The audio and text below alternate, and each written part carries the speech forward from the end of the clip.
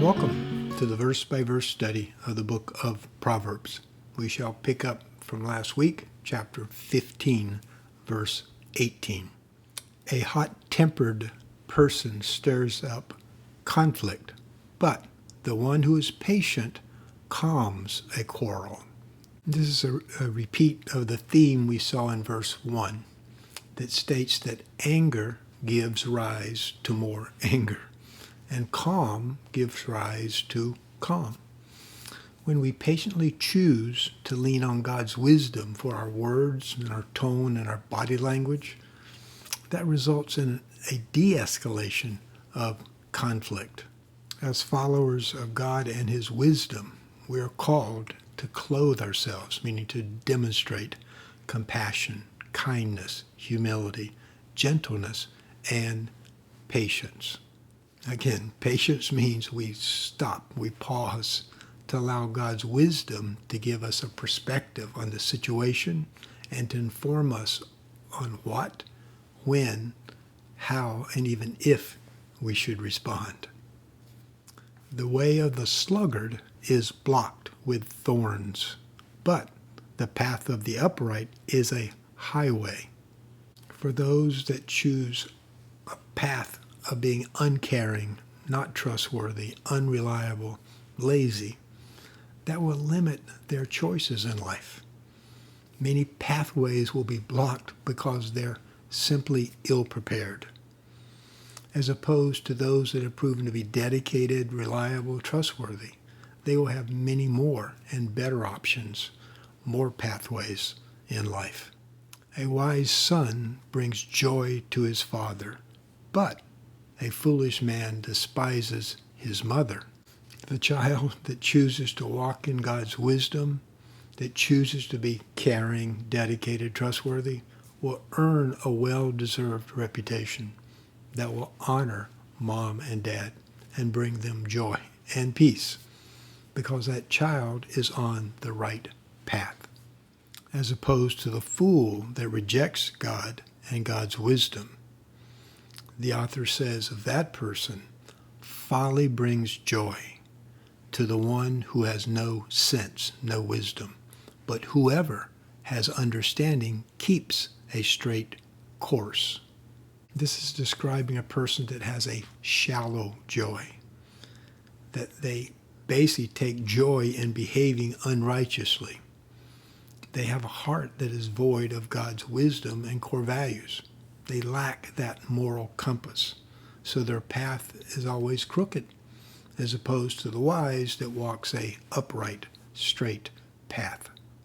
Plans fail for lack of counsel, but with many advisors, they succeed. This is a statement, a profound statement about the pitfalls of foolish pride. Our plans and our decisions fail when we lack the humility and wisdom to seek godly advice. A person finds joy in giving an apt reply, and how good is a timely word. Joy, contentment, satisfaction comes to the person that has the ability to share God's wisdom effectively when someone requests it. The key words here is apt and timely. Apt means that truly that wisdom is from God and not from our own wisdom. And secondly, it must be timely. When, how, and if we say something is often as important as to what we say. The path of life leads upwards, meaning positive, for the prudent, the wise, to keep them from going down, negative, to the realm of the dead. Notice we don't have the traditional but in this proverb. The author is using a form of synthetic parallelism, which is often used in Jewish poetry. Here we have a statement is made, the path of life leads upwards, leads to blessings, purpose, and ultimately to heaven for the prudent, the wise. Then the author expands on that previous statement in the second statement. He says, by choosing the path upward, we are avoiding the path that leads downward. That downward path leads away from God and only results in headaches in this life and in the next, eternal separation from God. The Lord tears down the house of the proud, but he sets the widow's boundary stones in place. This is a twofold promise, again separated by that but, that typical but. First, the Lord will not bless the house of the person or the life that is built on pride, greed, deceit. Second, the Lord will give justice to those that attempt to take advantage of the vulnerable. In this case, a widow. And the author gives us an important example. Land ownership in this culture was sacred in the Jewish culture. Land was passed on from generation to generation, and the land parcels were identified by physical corner marking stones. This is why God warned, do not move your neighbor's boundary stone set up by your predecessors in the inheritance you received in the land the Lord your God is giving you to possess.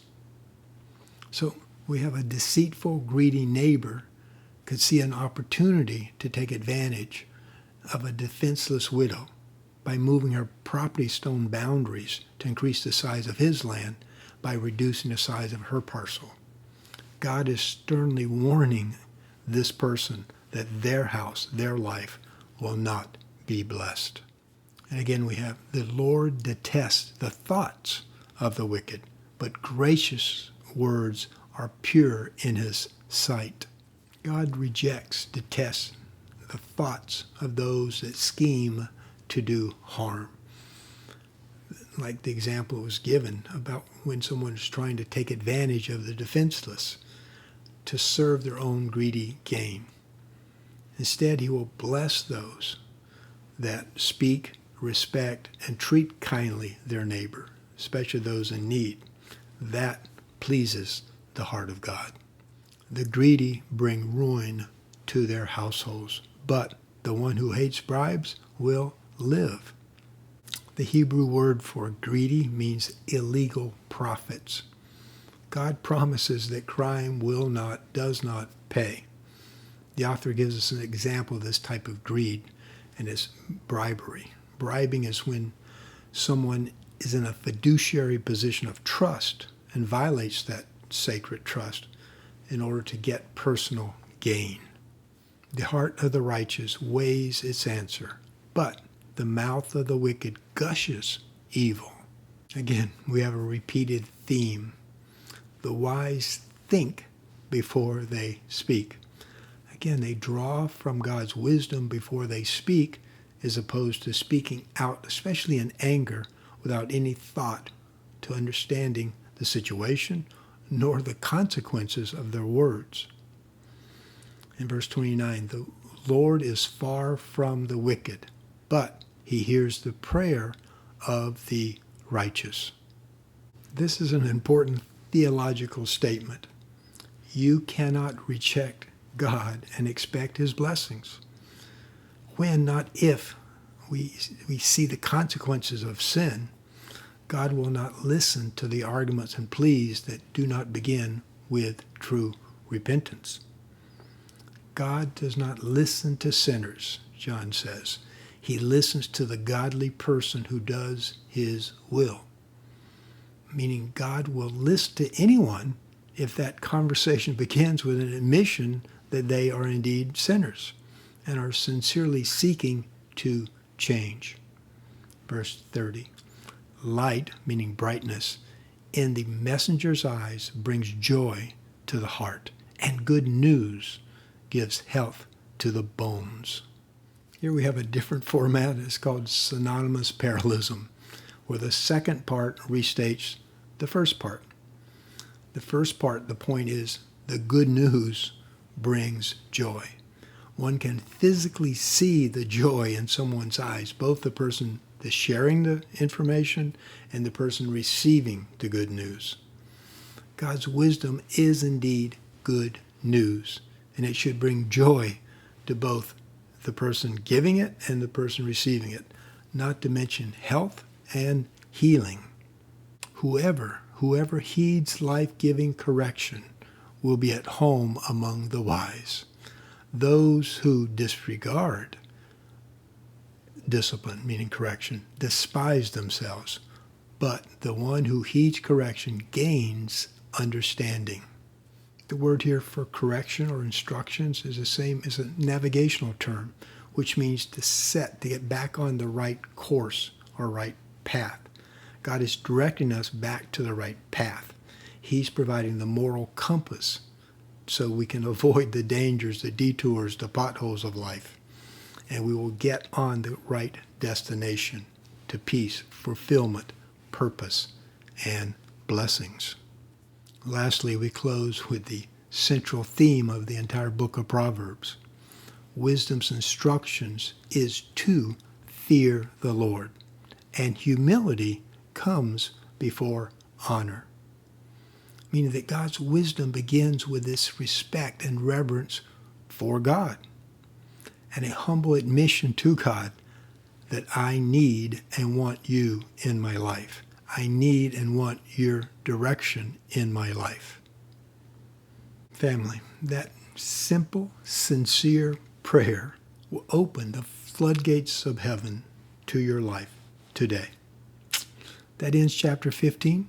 We shall begin chapter 16 next week. Until then, may God bless you and your family with both grace and peace.